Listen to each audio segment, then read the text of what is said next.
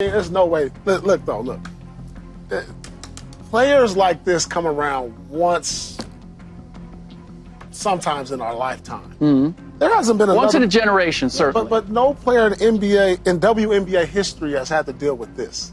The one thing I just don't like, and I don't care what people say, I feel like there's a lot of hate on Caitlin Clark, and I think because she's white. When NBA legends speak, people listen. Not because they have to, but because they've seen it all. Championships and controversy. The greatness up close. So when those same legends start weighing in on Caitlin Clark, you know we've crossed into a whole new level of conversation. We're not talking about PR-approved compliments. We're talking about unfiltered, sometimes uncomfortable truths. But what happens when legends don't just praise you? They call out the league by name. When legends like Magic, Barkley, and Gervin step in, siding with Caitlin and calling out the hate, you know something's changed. These aren't bloggers or analysts. They're the same guys who built the league. And now, they're calling it out, and what they're saying, it's not just praise, it's pressure. Pressure on the WNBA, on the media, on players who've treated Caitlin like a target instead of a teammate. Because if they don't listen, the league risks losing the one thing it's been chasing for decades, real, lasting relevance. They're not just watching, they're comparing. Naming names, some are calling her the Tiger Woods of women's hoops. Some say if she's not on the court, nobody's watching. Others are calling out the hate by name, race, jealousy, bitterness, stuff nobody wanted to touch until now. And what Magic, Barkley, and KG reveal next? It's the kind of truth that could tear the league wide open. Jeff Teague doesn't talk like a media pro. He talks like your cousin who just watched the game and has something to say. And when the topic of Caitlin Clark came up, he didn't give some polished take. He gave a reality check. Ain't nobody gonna watch basketball if she ain't playing. Ain't nobody gonna watch basketball if she ain't playing. That one line says more than half the hot takes floating around right now. Teague wasn't guessing. He wasn't exaggerating. He was telling the truth, and it stung. Because think about that. A former NBA All-Star just admitted that one player in the WNBA is the reason people are tuning in. And Teague didn't say it to boost her ego. He said it because he's been around long enough to know what actual star power looks like, and Caitlin has it. She's not just raising viewership. She is the viewership. And then, he doubled down. Teague didn't just praise Caitlin Clark. He anointed her. She the best. She's the best ever, bro. I don't care, bro. She's the best ever, bro. So she gonna be like LeBron with the stats. Let's slow that down. That's not casual barbershop talk. That's a grown man who played at the highest level, putting Caitlin in GOAT conversations just 2 years into her professional career. And it's not just about numbers, it's what those numbers mean. Teague sees the game trending toward her. He's not predicting success, he's predicting dominance, the kind you measure in box scores, banners, and billion-dollar contracts. And what makes this hit harder? He wasn't smiling when he said it. He wasn't joking. He believed every word. Teague doesn't hand out compliments like this. This is the guy who once said he didn't think Kawhi Leonard was that good after guarding him. Jeff keeps it brutally real. So when someone like that says Caitlin Clark could be the LeBron of women's hoops, you stop what you're doing and pay attention. Because the next legend we're hearing from, he didn't even need to say anything to prove how big Caitlin's become. Michael Thompson is a two-time NBA champion, father of one of the greatest shooters ever. He's been around stars his entire life, on the court, in locker rooms, in tunnels.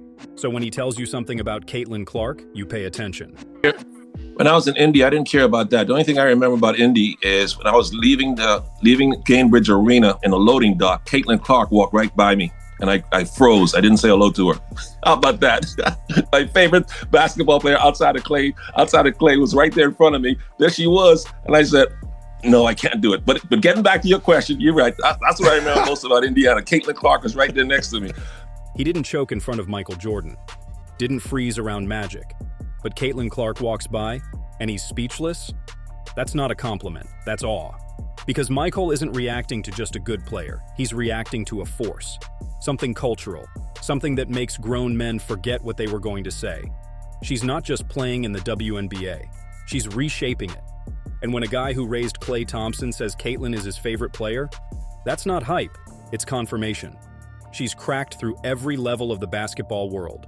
Men's, women's, fans, players, and now, legends. And just when you thought the respect couldn't get bigger, one of the biggest names in NBA history gave her a challenge and a crown. Magic Johnson knows exactly what it means to carry a league. He did it with style. with pressure, with enemies watching and fans following. So when he speaks about Caitlin Clark, he's not offering compliments, he's offering context. They're going to be tested by these incredible women who've been in the league for a long time. Caitlin is the most popular WNBA player, but she's not the best at this time. Just like Larry and I were not the best when we entered the league. We became the best later on by our play. Caitlin still has to play great to become the best WNBA player. That's not hate, that's a standard. And coming from Magic, it's actually a compliment, because he's not just saying she's popular, he's saying her path is already mirroring the greats, like him and Bird. Caitlin isn't being judged on a different scale, she's being measured against legends now. That's how big this is. And the best part? Magic's not writing her off. He's saying, keep going, you've got the stage, now take the crown. But not every legend kept it that calm. One Hall of Famer? He said what a lot of fans have secretly wanted to see. Reggie Miller has never been shy about speaking his mind. One of the coldest shooters and trash talkers in NBA history, Reggie's used to getting in people's heads. So when he saw what Caitlin Clark's been dealing with, he didn't suggest more patience, he suggested violence. Now, what I would love Caitlin to do is get up one time and then just slap the out of her. And that's not even a joke. It's a line filled with frustration, not from Caitlin, but from Reggie himself. He sees what's happening, the constant hits, the flagrant fouls, the weird silence from the league and other players. And he's saying enough is enough. Because when you've got a star carrying your ratings, bringing in fans, and raising the profile of your sport, you protect her. Period. And the fact that nobody has, that's why Reggie's saying what he's saying. Not because he wants chaos, but because it might take one slap to finally wake people up. And someone else who knows exactly how to deliver a message like that just happens to be a 7-time NBA champion. Robert Horry doesn't say much, but when he does, it's usually cold, calculated, and real. So when Shaquille O'Neal said Caitlin Clark needs to wait her turn, Horry didn't hold back. He didn't defend Shaq. He didn't ease into it. He blew the whole idea up with one sentence. Shaq said he loved Caitlin Clark, but, quote, she needs to wait her turn. Do you agree with the idea that great players, no matter how great they are, need to wait their turn? This was from Ben. Hey, first of all, let's start off with Shaq. You ain't wait your turn. Straight up, that wasn't just a comeback. That was a call out to everyone who thinks Caitlin should slow down or pay her dues before getting respect. Horry's not buying it. Not when the league is profiting off her already. Not when she's the reason the spotlight is even on. If anything, she's earned more in months than some players did in 10 years. And Horry knows it. He's seen stars rise, he's seen greatness develop, and what he sees in Caitlin isn't something that needs to wait. And if that wasn't clear enough, Paul Pierce took it even further. He said what Caitlin is facing right now, which no player has ever dealt with before. Paul Pierce knows pressure, he's played through it, lived in it, and thrived under it. But when he looks at Caitlin Clark, he sees a level of pressure that even he never had to carry. And he didn't just say that casually, he broke it down with a kind of respect that can only come from someone who's lived it.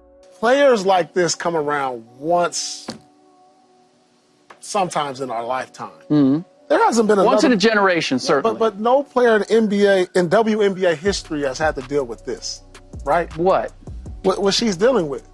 What? Like, what is she dealing with? Fouling from day one already, but she's been crowned. I mean, she's already, nobody, who was the face of the league in the first few years of the WNBA? That pause, that stutter, that's Pierce searching for precedent and not finding any. Because there is no precedent. Caitlin Clark didn't just enter the league, she became its focal point overnight. Endorsements, ratings, headlines, expectations, and every single player, veteran or not, is watching her every move. Pierce knows what it's like to be crowned too early. He knows the heat that comes with being next. But Caitlin's dealing with that and a whole lot more. Race narratives, locker room jealousy, league silence, and endless cameras. He didn't say she's perfect. He didn't say she's done it all yet. But what he made clear is this. Nobody's ever been hit with this much this fast, and she's still standing. And if that still wasn't enough, KG came through and made it spiritual. Kevin doesn't play the politics game, he doesn't care who's offended, and he sure doesn't sugarcoat the truth. So when he spoke about Caitlin Clark, he did what only KG can do. He made it raw, real, and personal. It's a privilege too, though. It's a privilege, though. It's a privilege to be in a position where others are hating on you. And when others are hating on you, that means you're doing something right. You know what I'm saying? And with that, KG flipped the whole Caitlyn's being hated narrative on its head. Because most people see the backlash, the fouls, the cold stares, and ask, why is this happening? But KG, he sees it and says, good. He knows that hate only comes when you're a threat. And Caitlin Clark isn't just a player, she's a walking disruption to the old way of doing things. She's making money move, media move, culture move, and the hate? That's just proof it's working. KG's been that player before, the one with the target on his back, the one opponents don't want to see succeed. And he's not giving Caitlyn sympathy, he's giving her game. He's telling her what every legend learns eventually. If they're not mad, you're not doing enough. But then came a legend who took it even further, not just about haters, about consequences. Rick Barry didn't just call it wrong. Rick didn't dance around the topic. He didn't tiptoe. He went straight for the jugular. Because while some former players are just now admitting Caitlin Clark is facing unnecessary contact, Barry went a step further and demanded action. I think it's reprehensible what they're allowing some of these players to do. Anybody that does something flagrant to this young lady for what she's brought to the game should be suspended and fined big time for doing that. That's not a hot take. That's a Hall of Famer talking about league accountability. Rick's not saying Caitlyn needs to be babied. He's saying the league needs to wake up.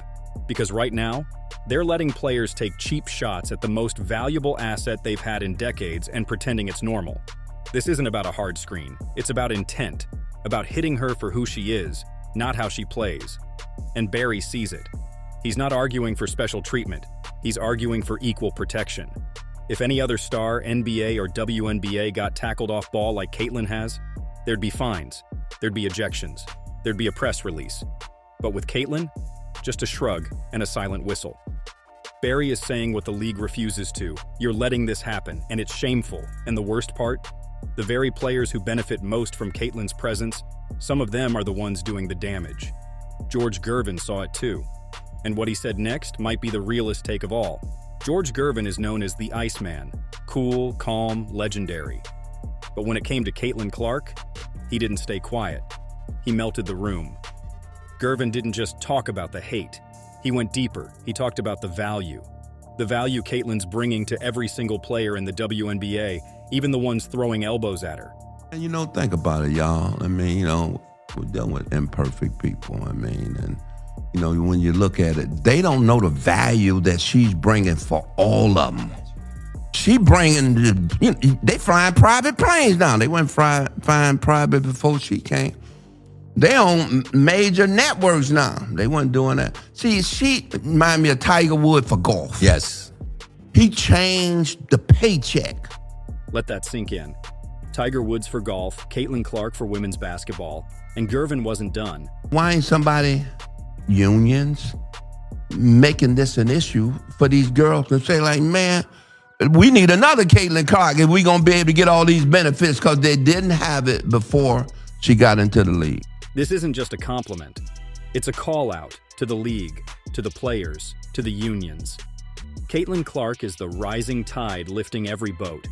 She's the one bringing better flights, better deals, bigger audiences, and yet she's also the one getting hit the hardest. The math doesn't add up, and Gervin sees it clear as day, but he's not the only one calling out the hate directly. Matt Barnes said the quiet part way out loud. Matt Barnes has always been brutally honest. On the court, off the court, on podcasts, on TV, he says what others are too afraid to admit. So when he spoke up about Caitlin Clark, he didn't just defend her, he dropped a truth bomb. I think she has the Tiger Woods effect, the way he put golf fans in a craze. Whether you're a golf fan or not, you tuned in and you wanted to learn about the game because he was so incredible. I think she has that effect. That's high praise. But then, he said the part everyone else danced around. The one thing I just don't like, and I don't care what people say, I feel like there's a lot of hate on Caitlin Clark. And I think because she's white. There it is. No dodging, no vague allusions to bias or resentment. Barnes laid it flat. A lot of this hate is racial. And he's not wrong. Caitlin's not the first flashy guard, not the first bucket getter, not the first player to have confidence. But she is the first white woman to be marketed as the face of the WNBA from day one. And for some, that's a problem. Barnes is saying what many are whispering behind the scenes. This isn't just about paying dues or veteran toughness. It's about discomfort with who's now holding the torch. He didn't say it to stir drama. He said it because it's the truth. And truth like that doesn't need defending.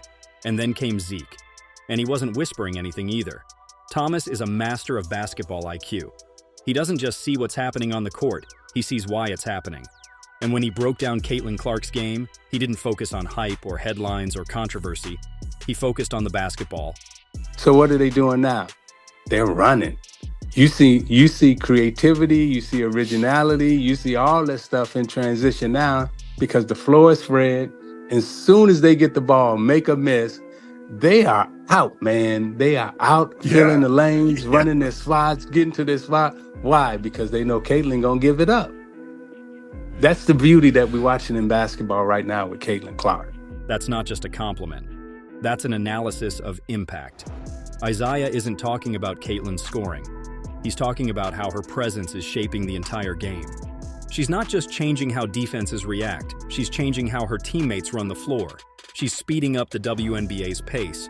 She's unlocking movement, spacing, and creativity, and doing it as a rookie. And Thomas, one of the most unselfish high IQ point guards in NBA history, sees it clearly. Caitlin's a playmaker, not just a shooter, not just a scorer. She's the engine.